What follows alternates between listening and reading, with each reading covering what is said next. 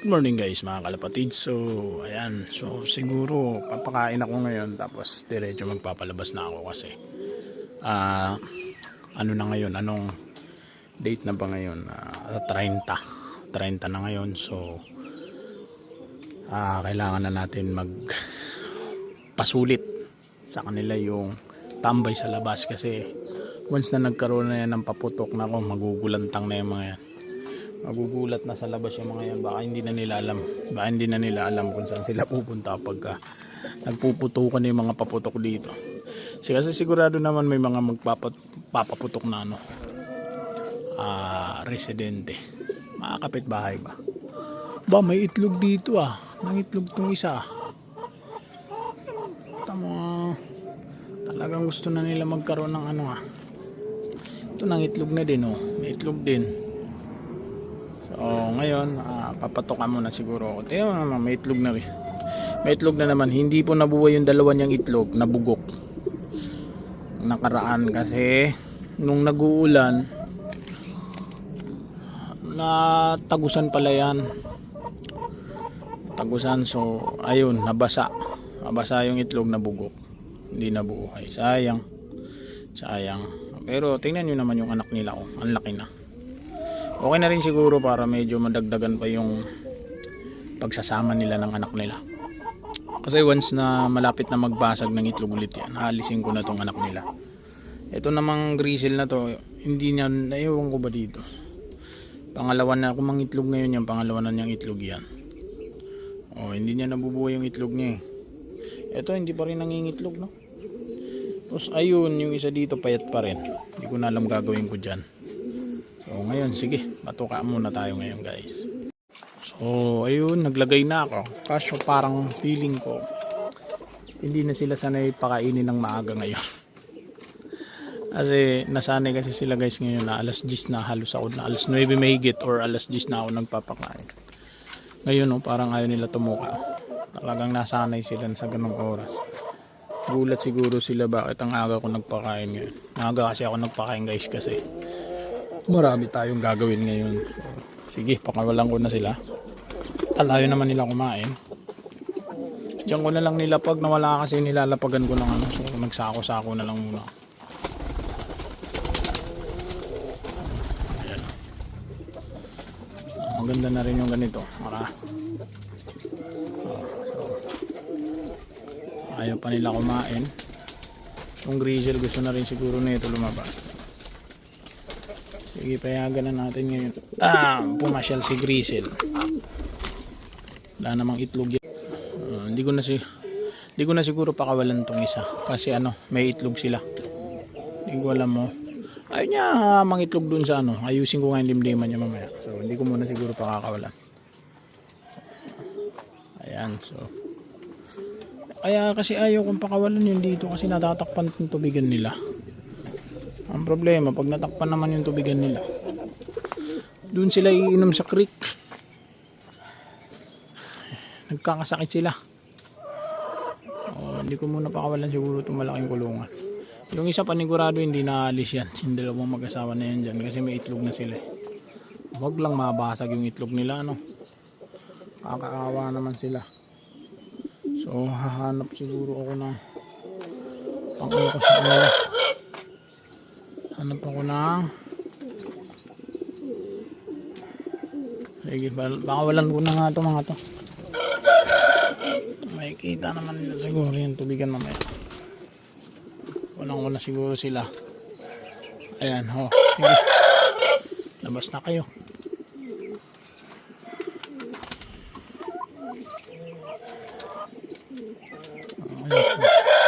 Mamaya babalikan natin sila. Tingnan natin kung anong pwedeng magandang gawin. Kasi naman to guys, walis naman ako dito. Tapos bago mag New Year, magdami na naman akong itatapon dito. Bukas darating ang basura. So pansinin nyo, nangungunti na yung ibon natin. Kasi marami na tayo na pag-aabutan ngayon.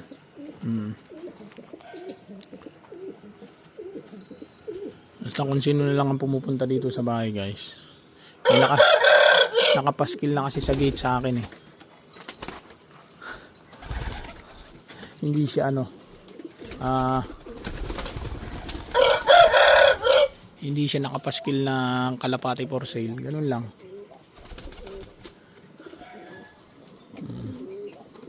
Ilagyan ko lang doon kung gusto mo ng kalapati, katok ka lang, ganun ang nilagay ko. So, maganda na rin yung ganun kasi karamihan nga ng kumakatok mga bata. Yan ang kumakatok dito sa bahay, mga bata.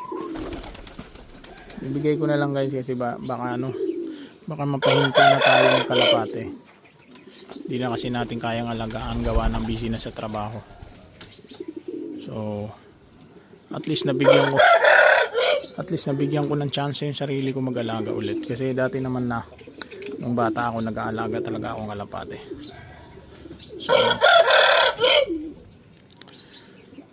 So at least na ibigay ulit natin sa sarili natin yung gusto natin. Ganun lang naman yun eh.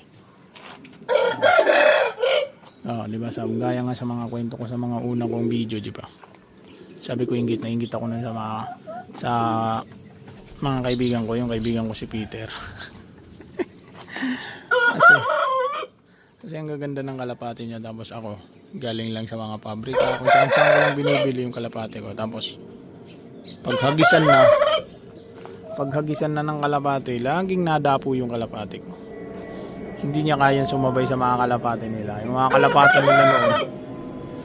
kalapati nila noon, ang lalaki ng ilong, mga racing, gaya nung isang. Ito pala, yan. Ganyan yung kalapati nila noon. Ang tawag noon, racing. So, ganyan ang mga kalapati nila noon. So, yung kalapati ko nang parang mistiso lang. Parang ganito lang ata ang ilong nun. Parang ganyan lang. Pero kulay puti. Ay, puti. Tapos may ganito rin na nun na netoy siya. Netoy naman ang tawag, maliit lang. Pero ang talino, ganyan. Grisel. Kaya meron din akong grisel nun. Yun lang naman yun. So lahat ng kinainggitan ko noon yung bata ko. Lahat ng kinainggitan ko, tinutupad ko ngayong matanda na ako. Parang alam mo yun, ano bang tawag sa gano'n? So yung mga hindi ko kayang bilhin ng bata ko, yun yung mga binibili ko noon. Mga binibili ko ngayon. Yun lang yung dahilan. Yun talaga yung dahilan ba't ako nag-aalaga ng kalapate. Kasi noong bata ako, ang hilig ko sa kalapate. Tapos wala akong kakayahan bumili. Makaipon man ako galing sa binibigay na baon ng tatay ko. Hindi naman nun kayang tustusan. Makaipon man ako ng pinakamalaki na siguro yung 100. Didiretso ko yun. Tapos alam mo yung 100 na yun guys, sa bata, kuro inaabot yun ng 1 buwan. Hindi lang 1 buwan, kasi araw-araw hulugan mo 10, 5 piso. Bago mo maipon yun, 20, ganun. Pinakamalaki na yung 20. So, ang tagal bago maipon yun ng isang bata noon. So, punta ako sa mga pabrika noon. Mayroon pang kalapati noon, 70 pesos lang, 80 pesos. Sa pabrika yun. Pag mga racing na yun. Kasi dati hindi naman ganun kalaki ang inflation dati. Di gaya ngayon yung dollar, magkano ng dollar ngayon, parang nasa 50 na mahigit, 56 pa, 57. Pero noon hindi naman ganun kalaki noon ang inflation. So nakakabili ako ng kalapati halagang 70 pag mga mistiso.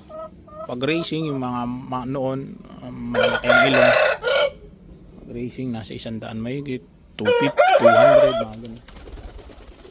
Umalis na yung grisel. So, eto na sila. So, pagka ganun, pumupunta na ako sa pabrika pag nakakaipon ako ng ganung halaga. Tapos bibili na akong kalapate. Kaya lang, dahil nga bata, ang nabibili ko yung mga ganito na may edad na, hindi na pwede pa. After 2 weeks, wala na, balik na ulit sa pabrika. Tapos ngayon yung pabrika, maganda pa kung ibinabalik nila.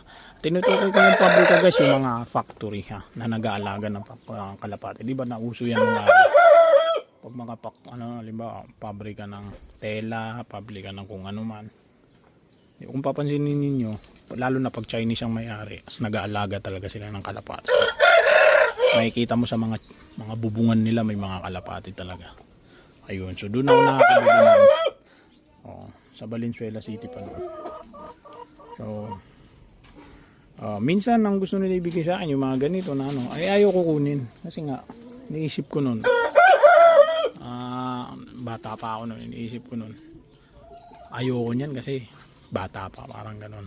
Kasi nga hindi pa nagde-develop yung ilong niya, iniisip ko noon parang baka mamaya neto yung may ibigay sa akin, so parang ganon kasi nga bata pa. So kinukuha ko noon yung mga mistizo na may edad kasi hindi ko nga kayang bumili ng racing, yung malalaki ang ilong. So yun yung dahilan ba't ako nag-aalaga ng kalapati.